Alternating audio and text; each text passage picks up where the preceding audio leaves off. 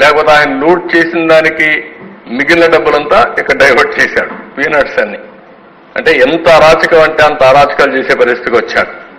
Next, ఇది విశాఖపట్నం వాసులు. అందుకే మొన్న కాల్చి వాత పెట్టారు విశాఖపట్నం వాసులందరూ.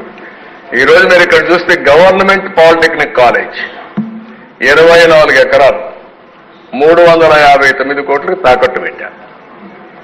డైరీ 30 ఎకరాలు 309 కోట్లకు తాకట్టు పెట్టారు. గవర్నమెంట్ ఐటీఐ కాలేజ్ 17 ఎకరాలు 270 కోట్లకు తాకట్టు పెట్టాడు. కడాన పోలీస్ క్వార్టర్స్ 9 ఎకరాలు 215 కోట్లు తాకట్టు పెట్టాడు. Training production centre of disabled welfare పాపం వాళ్ళు కూడా వేశాడు.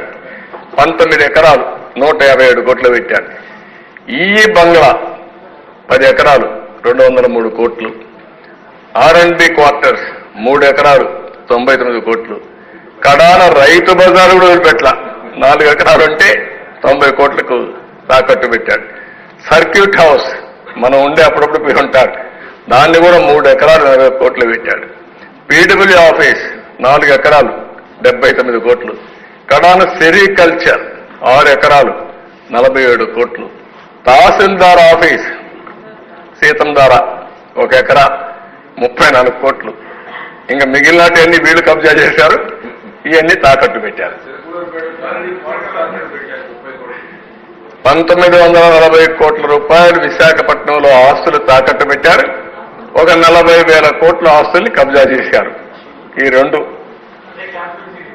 అదే క్యాపిటల్.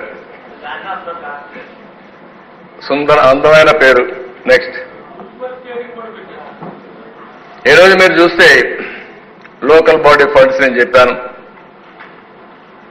గవర్నమెంట్కి వచ్చిన డబ్బుల్ని 1453 కోట్ల రూపాయలు ట్రాన్స్ఫర్ చేయలేదు, వాళ్ళకి ఇవ్వలేదు.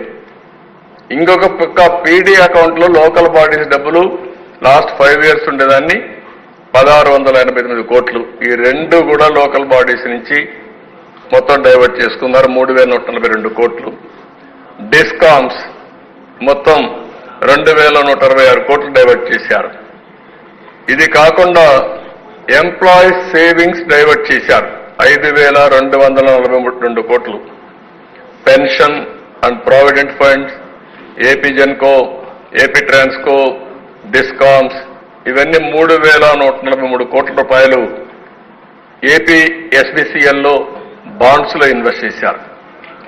దీనివల్ల ఒక సంవత్సరానికి 25,025.40 కోట్లు నష్టం వస్తుంది.